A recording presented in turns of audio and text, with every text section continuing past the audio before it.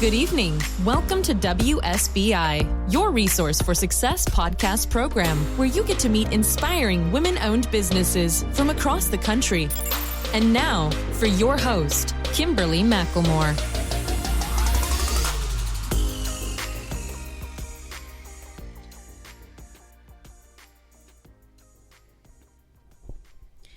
All right, good evening, and welcome to WSBI, your resource for success podcast program, where you get to meet inspiring women-owned businesses from across the country. I am your host, Kimberly McLemore, and welcome to another night of sharing. We have with us Ikeoma Divine, the Empath, healer, medium, and nurse. Accurate, honest, and powerful. Those are the words used to describe Ikeoma Divine, also affectionately known by her peers as Kiki. A born medium and empath, Kiki began exhibiting her gifts during childhood. These gifts inherently came from a long line of midwives, herbalists, shamans, and nurses. Kiki is a registered nurse and spiritual counselor who utilizes bones, astrology, tarot, and mediumship as divination tools to help others with their healing process. She has spent over 15 years studying both conventional and alternative methods. Incorporating these tools create a holistic approach that reveal how individuals are affected by epigenetic and transgenerational trauma that took place in their past. These traumas can affect one's mental, emotional, physical, and spiritual health. All aspects are considered instead of simply managing the signs and symptoms of a disease. Through her business, Ikeoma's Eye, she provides workshops, advice, and insight on love, health, business, and guidance to rediscover one's life purpose. She opens herself up to the community more at Third Eye Lounge, a boutique botanica, where she hosts online workshops, sells conjure kits, and supplies based on ancestral practices. So, without further ado, help me welcome Ikeoma Divine. How are you, Ikeoma? I'm great. How are you doing this evening? I am doing great. I know it is early where you are, so I am so thankful for you to be on this evening with me. I'm just excited and ecstatic that I have an amazing individual here that deals with the world in a different way that we do. And I'm really excited about having this conversation this evening. So before, though, we actually dive a little further, could you just tell the listeners a little bit more about yourself beyond what I have talked about in the bio? Okay. Basically, again, I to piggyback on what you mentioned before, I am a nurse and a practitioner. A nurse and a natural, a practitioner, holistic practitioner that come from a tradition of using herbs and incorporating plant spirit medicine into holistic healing. Basically from a Afrocentric point of view, which has always been holistic. It's never done, the healing is never done just on a physical level, but the spiritual and emotion, all of that was included in the healing of the person anyway. So what I've been drawn to is basically helping people to kind of reconnect with their own personal practices, their own ancestral practices, to help them, use it for healing. It gets a bad rap. Right. Because people will hear the terms root worker, which is basically somebody that use herbs, for natural, for reasons, but it has a negative connotation. And because, historically we could not use a lot of our own, practices that were brought over from the diaspora, throughout the diaspora. But I basically shed a light on, it's not necessarily the negative connotations, that things that were used for protection could also be used for healing. And so, understanding the whole perspective of the whole, practice, not just, the negative things that you may hear, somebody put a spell on me, like that craziness. Right. And so, yeah, go ahead. No, I was just going to say those are definitely some of the questions I want to ask, because I know that, like you said, that's the first thing, when people hear about tarot cards and all those readings, so people don't really truly have an understanding and not realizing natural healing was what we've always done before people realize that you could use the natural healing to make the medicines of today. Am I accurate on that or inaccurate on that? Absolutely. Absolutely. A lot of the main medication that is used in the hospitals are derived from natural plants. Even something like morphine or oxycodone that comes from the poppy seed. And a lot of the other medications derive. Senna, which is used for when people are constipated. Senna is actually it's a plant, like it's a leaf. So they just take the plant, they go in the lab. They create a medication, and then they turn around and sell it back to you. But this is something that we've been using, again, and because we don't have the knowledge of basically, what these herbs are, what we've used them for, then again, we let somebody else come back and sell our stuff back to us a lot more expensively. And it, once it's turned into a quote unquote drug from a lab, it does not have the same effect on the body as the pure plant. So that's a whole nother conversation. Exactly. I was going to say definitely another conversation. But the important thing is, really that I teach is really to take people to teach people to take back their power, like literally knowledge is power, and to really learn what these things were used for as far as alchemy, and making things happen.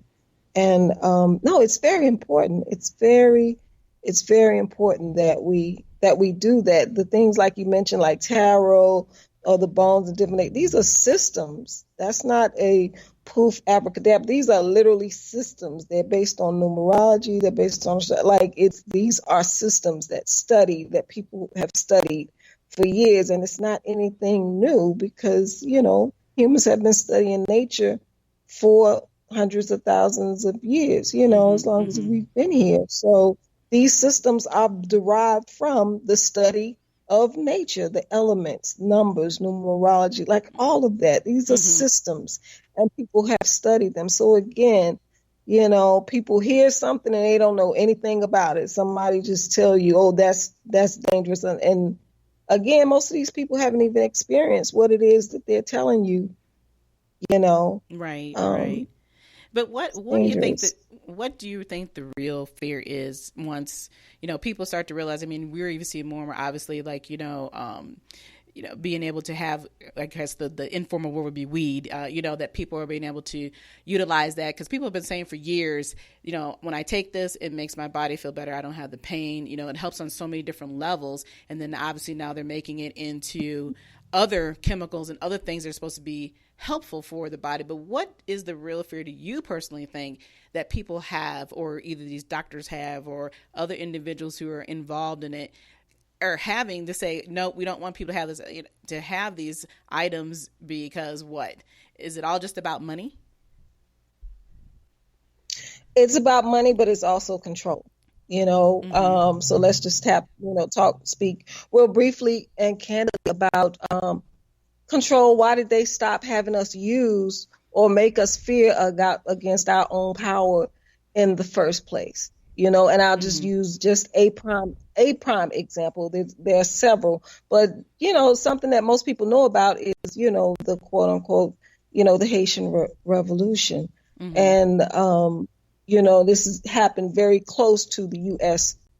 to the United States borders, and so when they heard about what happened in Haiti, now mind you, before this was both, it wasn't just spiritual, it was physical, but before they actually had the physical war, they had a spiritual ceremony where they denied any European gods, and you know what I mean? They actually incorporated their own traditions that they brought over from Africa during that ceremony. And after that ceremony began the physical war that was won. Now, when that word came back about what happened, they absolutely was not going to let us over here in the U.S. find out or get back in touch with our own. You understand what I'm saying? So it was a thing. It was a thing of control. Yes. You understand what I'm saying? And so absolutely. Understanding that's another reason why quote unquote root work has always been a non-spoken practice, because those of us who knew how to heal could also kill. And it was a very, very important skill, you know. It was dangerous for those who tried to control us, but it was very empowering for those of us who were, you know, trying to survive. Right. And so if I'm trying to control you, I can't have you being able to tap into something that I cannot control. That's first and foremost. Now we're talking about the medicine. Now, again, here you go with, you know, literally marijuana is a weed, meaning like it just grows wild. Any type, you've had a yard, you know, one thing is hard to keep away, you know, garden or whatever, are weeds. Marijuana is a type of weed that grows naturally, and it grows fast, and it grows, you know, well, again, they you know, they made it illegal, right? You know, for so many years. In actuality, it was always a natural plant, you know, and it does not have addictive properties. It's not an addictive. It doesn't have addictive properties. If somebody has an addictive personality, that is a mental disorder. That has nothing to do with the physical. And just because something is legal or illegal doesn't mean that it's good for you. Because actually, alcohol is more physically addictive than cocaine or heroin, but it's legal. So we don't think that there's anything wrong with it. And so here we go with the knowledge. That's important. You know, it's important for us to understand what these things are and how they affect our body. Yeah. Right. Yeah. The anti-inflammatory properties that helps with pain. It helps with, you know, relaxation, even in its natural state. This GMO stuff that they're pushing, I'm sorry, that's just my own personal opinion. It's not the same. It's not the same of what people used to get, you know, out in the field, on the mountainside or what have you. It is not the same. Now, not that the government is, you know, has its hand in it. This is a big money business. It's just, it's right. Same. Yeah. Yeah. And I assume that was a lot of the information, but, you know, when you have, like you said, people who aren't knowledgeable about what goes on and we don't understand, we're only seeing the surface of it, you know, be able to hear someone that like you who can explain to us, because this is what you deal with every day. So what I want to ask is, what made you really decide to jump into this? Because as I was reading in your bio, as a child, you said you started feeling and understood that you had these gifts. But how did that make you feel as a child, and then to push you into actually saying, you know, this is something I need to do or want to do? How did all that come about? Well, this is the fun thing. It's both sides of the family. My mother's side of the family, I remember being the kid in the family where it was a joke. Like my older cousins and my younger aunts they would laugh and be like, "Oh, she has imaginary friends." But when I went to visit my father, you know, on that side in Louisiana, that was when it was confirmed. Oh, that child has. You know, I would hear the adults say, "Oh, she has the gift of discernment. That child has the gift of." So it was then that I realized, oh no, this is a gift. Again, the culture in Louisiana. If anybody's ever been to Louisiana or from Louisiana, they kept a lot of their culture there, the African culture and spirituality. So even though they practiced under Christianity, a lot of the things that were practiced were very much traditions that were incorporated or survived the diaspora. So they looked at it as a gift. Like they understood, okay, there's another realm that there's certain people that can connect with. And, you know, so that was when I was like, oh, okay, then there's something to this. And I'm not going to lie, for years, I would like just try to deny that aspect. But it got to a point in my life where, and my father, he's a bishop, and has churches under his church at this point. But, you know, he was a pastor. So I grew up behind the pulpit per se. However, it got to a point in my life where I could not deny this is what I've been called to. You know, growing up, my father was a chemist at a pharmaceutical company. So he would come home and talk about the stuff that they would put in the medication. So we didn't even take over-the-counter medication.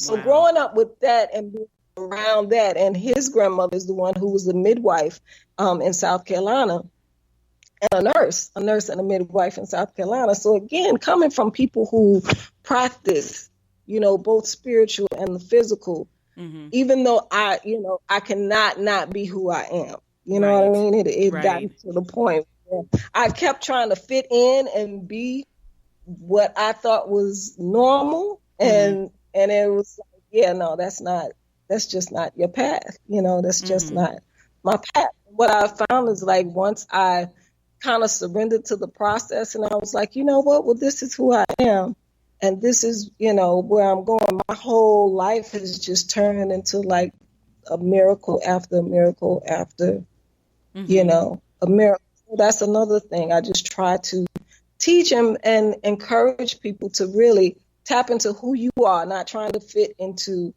a box or, because everybody's not supposed to fit into that box. You have people who are here to set trends or here to test the status quo and take things to a next level, And so, to try to encourage people. But yeah, it's easier said than done. But once you understand that this is your role, you have to step into it unapologetically. Right. Right. Yeah. But do you believe, though, that most everybody has those senses, those feelings, those gifts, but may not have it as strong as others? Absolutely. I always describe it as, when I'm talking about that, I talk about people who can sing. We all know if you can talk, you can sing. You know what I mean? Right. But then you have some people that S-A-N-G, as we say, that can sing. Right. You know what I mean? Right. When you hear a child that's 3 or 4 years old and they're belting and they're literally hitting all of these octaves, you can't teach that. That child came here automatically wired like that. It's the same thing, like, musicians. And I talk about my own personal experience. My father had me taking private piano lessons. I could read music and I could actually look at somebody play the piano and turn around and repeat what I saw. But I could never pick up something by ear. Like I could never, somebody started singing something, I could never tune in and figure out. And that's how I realized that's not my gift. People, you are wired. Musicians are wired that way. Singers are wired to be able to pick on certain frequencies. Same thing. Mediumship. Yes, we all have the ability to tap into it, but some of us are a little more wired or open to those realms than others. You know what I mean? And then if that is your gift, that's your gift. That's your gift to the world. It's not your own personal gift. That is your gift. Right. World. So I always encourage and ask people, what is your gift? And when you realize what your gift is, you realize what you came here to do, because it goes hand in hand. You know what I mean? Right. And it makes sense, because a lot of times we always hear, and I know being in business, we always tell people that if you get up eating and breathing and feeling in this, 24/7, this is you're telling yourself that, I need to do this, I need to do this. And then when you're not doing, you're not happy about it. Then we always tell people that's what you should be doing. If this is what you are feeling all day long, why are you not doing that? And to me, I'm sorry, go ahead. No, I was agreeing. with what you said. Right. So, and I always thought about it as being that feeling, of, I've felt this before, I've done this before, or why am I constantly coming around the same track again? And I'm sure I'm not the only one, but I'm sure other people feel that way when they decide that they really have to step into the realm, as you say, of who they really are and do the things that they're really meant for them to do. Absolutely. I know one of the questions when people ask, well, what am I supposed to do? I'm like, well, if you had all the money that you needed and everything was taken care of, what would you be doing for free? Wow. That's the direction that you go. Yeah, whatever you would be doing for free because you love to do, that's the direction that you do. I've always loved to help people. I've always been a protector of people. That has always been my thing. I've always been my family or friend, tell that when I was always quote unquote bossy, but I was always like a natural leader. Like I could look at I could see what somebody need, and I'd be like, okay, look, you need to do this. You know what I mean? Like, right. da, da, da, da. So it goes hand in hand. It makes sense, especially, whether I'm a nurse in the floor talking with my patients or, trying to help my patients or lead them in a certain way, or somebody coming and getting a reading and I see things that need to be done, but that's that natural. I've always been that way. Nobody taught me how to be that way. So whatever your natural talents are, even when people I always feel that when we first got here as souls, we knew who we were. But then the longer we are here in this world, a lot of us are taught to try to fit into a status quo, and we forget. Right. But then when it's time for us to live our calling, all we have to do is go back to childhood. If we can remember, how was your personality? What was your natural personality? What did you love to do as a child? And what I find is, especially women, it's very interesting how a lot of us have always been very forthcoming with, our words, very strong, powerful words. We always used to get in trouble for speaking. However, our gift is to speak into the world or speak in, command. And so the world taught us, no, this is not what you're supposed to do. However, we have to relearn that lesson that we have to speak and say what needs to be said. Right. When it needs to. So that's just an example. Yeah. Yeah. And it's a good example. It's a very good example because we have been born from the time we're brought into this world. We're told you have to do A, B, C, and D in order to be successful or to be anything in this world. And women for many years have been told you take the back seat. And then now that we're no longer taking those back seats, we're told that we're loud, we're ignorant, we're arrogant, we're this, we're that, because we are using our voices. And as you said, doing the things that we should have been doing that are naturally meant for us to do. So, it's like that double-edged sword of living in a world that you have to survive in, but then at the same time, you want to be in the world that you're happiest in. Absolutely. And at the end of the day, what is a reality for me, and because I've had the privilege of actually having a lot of conversations with people on their deathbeds and realizing what's important. And I tell people, I've never had a conversation with somebody on their deathbed where they say, I wish I had a bigger house. I wish I had a more expensive car. I wish I had a better job. The things that they talk about have nothing to do with materialism at all, even though a lot of us spend most of our lives chasing these things or trying to attain these things. It should be balanced, Right. But at the end of the day, your mental health, your spiritual health, your physical health, you can't pay for that. You're right. Like that, all the money in the world can't buy that. And so whatever makes you happy, whatever feeds your soul, that's what you need to do. That's what you need to do. That's where you feel, fulfillment. I've seen some of the happiest people, some of the poorest people I've met are some of the happiest people in the world. Yep. Yes, right. and vice versa. Right. And vice versa. So, getting our priorities straight. And when you follow that bliss, you will find your passion, you will find your gifts. And once you realize what your gifts are, the money will come. When you do what you love and do what you're supposed to do, you will always have what you need. Wow. Always have. Yeah. So when you talk about in the Bible, in your bio, there was one thing that stuck out to me: epigenetic and transgenerational trauma, and looking in their past. How do you know how to pull that out of people? I mean, we all know our past is very traumatic, but then for those of us who were born here in the United States, a lot of people still don't understand their history. They don't really understand what we have gone through as a people. How does that all connect in how you work with people today, understanding what those terms are and what it means to individuals? Okay. Well, let's start from a physical perspective. Number one, there's one thing that I've noticed, I'm sure I'm not the only person. Definitely people who come from a history of trauma naturally have higher blood pressure or have, diabetes or heart disease or what have you.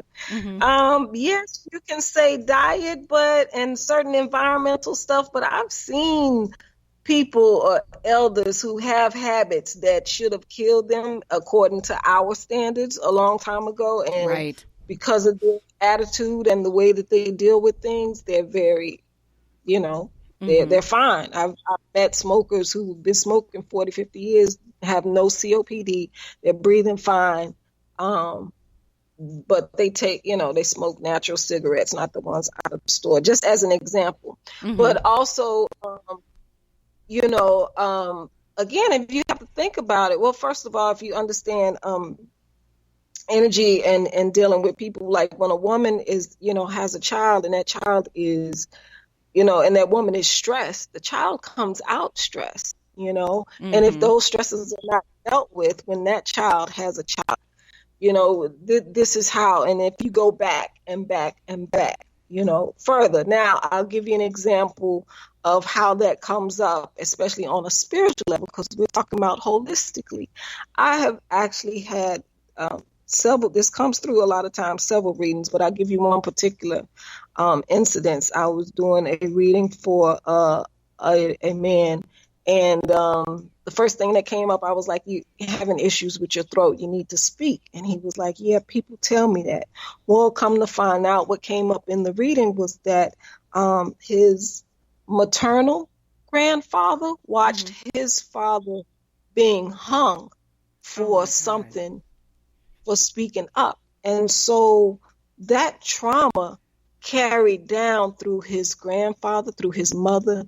And when that started coming up, he said, "Yeah, my mother's the same way." And I said, "Yeah, you need to ask her about her father, because this is how this has affected us." So to sit up and try to deny and act like people who have been traumatized is not affected to this day, like generations down, that's ridiculous. It's ridiculous. And so a lot of the stresses that we have, the reason why some of us feel like we need to escape so much, a lot of it not just what's going on, a lot of the stuff that's been passed down, energy and genetically, just like talents, just like, singers, shamans, mathematicians, certain talents, just like those things are passed down genetically, so are stresses. You can't deny that. They even had they've had a few studies or trials, but one particular they did in Europe, and I want to say Germany, but they they traumatized some rats and then turned around and watched the offspring and saw how the offspring was still traumatized, even though they hadn't experienced what the parents had experienced.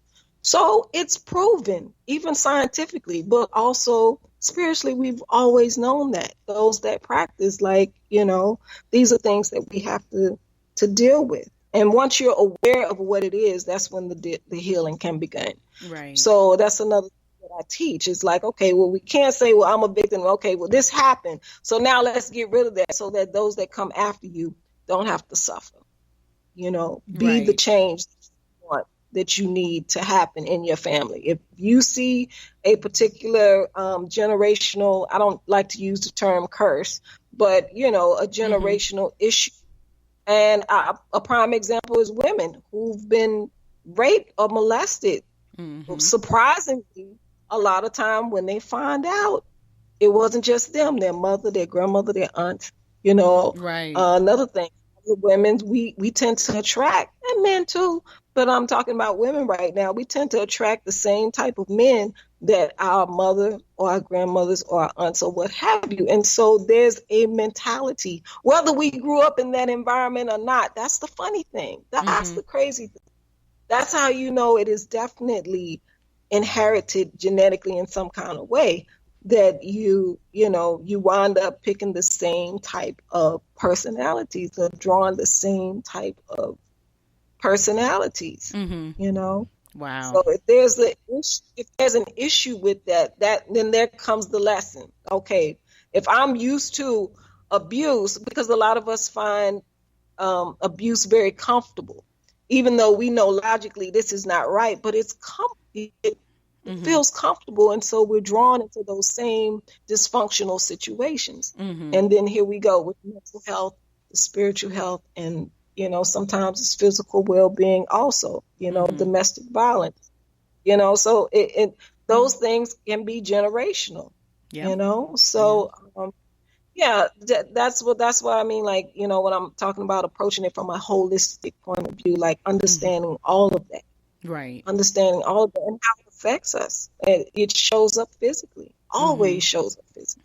Right. So yeah, you're not just tapping the surface, like you said. You're getting deep down into where it all began to understand, and it makes sense because we always say if you don't understand your past, how can you move forward in your future? I mean, it makes sense, but it's just the fear that, like I said, that most people don't want to deal with or want to really hear.